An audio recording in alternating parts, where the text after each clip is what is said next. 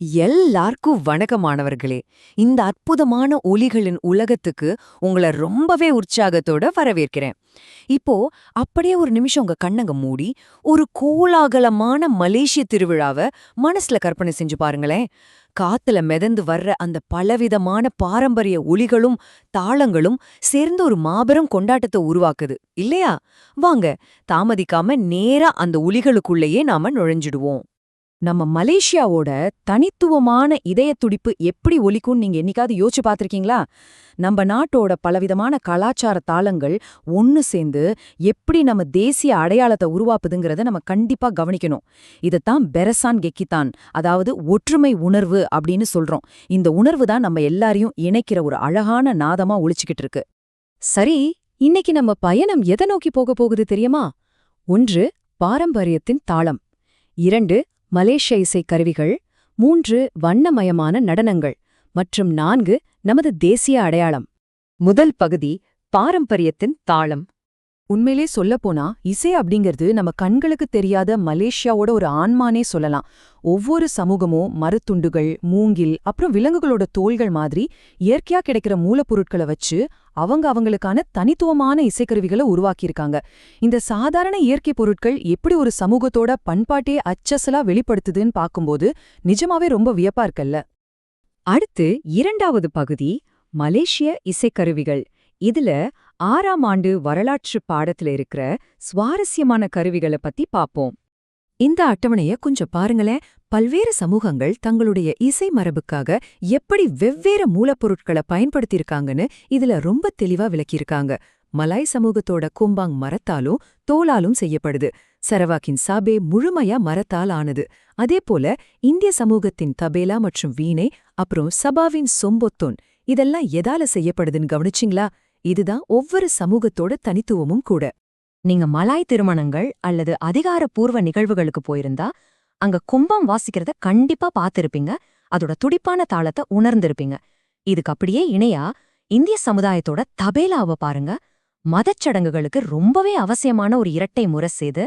அதேபோல மரத்தால செய்யப்பட்ட அற்புதமான வீணை. இதுல 4 மெல்லிசை நரம்புகளும் 3 சுருதி நரம்புகளும் இருக்கு. இத மீட்டும்போது கேக்குற இந்த இசை நிஜமாவே நம்ம செவிக்கு ஒரு பெரிய விருந்துதான். இப்போ நாம அப்படியே நேரா சரவாக்கிற்கு பயணம் செய்வோம். சாபே கருவியோட மென்மையான இசைய கொஞ்சம் மனசுல கற்பனை செஞ்சு பாருங்க. இது படகின் வடிவத்தை கொண்ட ஒரு பாரம்பரிய வீணை. ஓராங் உள்ளும் மக்கள் பெலாயே அல்லது மெராந்தி மாதிரி குறிப்பிட்ட மரங்கள்ல இருந்து ஒரே மரத்துண்டா எடுத்து இத ரொம்ப அழகாக செதுக்குறாங்க.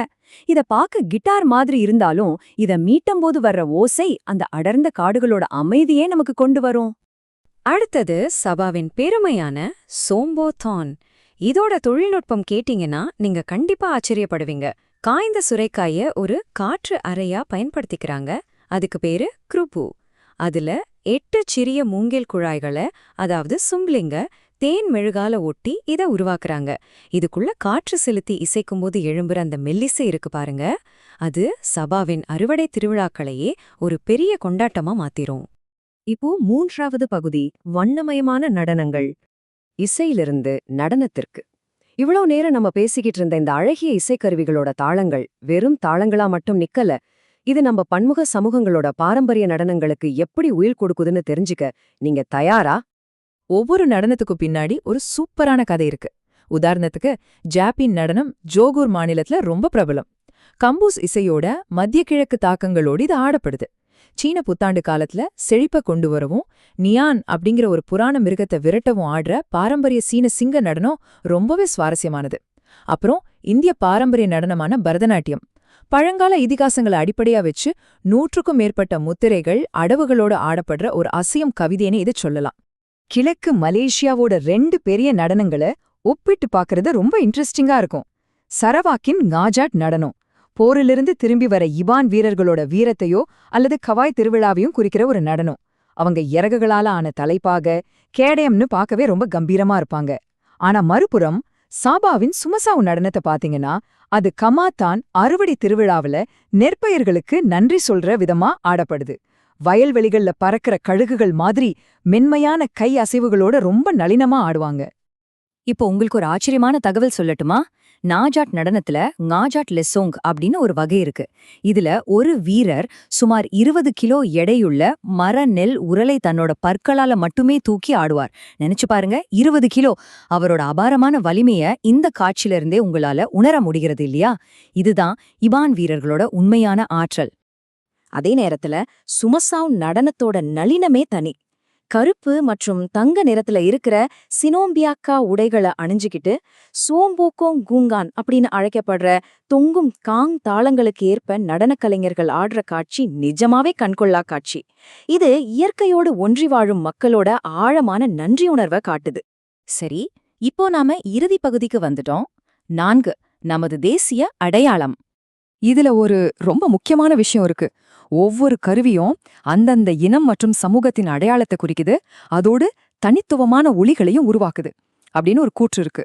இந்த இசைக்கருவிகளோ நடனங்களோ வெவ்வேறு இனங்களோட அடையாளங்களா இருந்தாலும் அவையெல்லாம் ஒன்னா இணையும் போதுதான் மலேசியாவோட தனித்துவமான இனிமையான இதய துடிப்பு உருவாகுது. இதுதான் நம்ம நாட்டோட உண்மையான பலம்.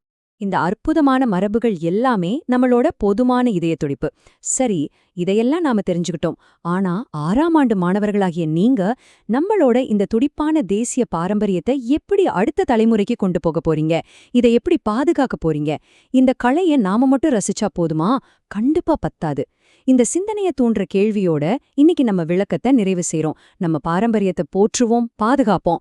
மீண்டும் ஒரு சுவாரஸ்யமான தலைப்போட உங்களை சந்திக்கிறேன். நன்றி.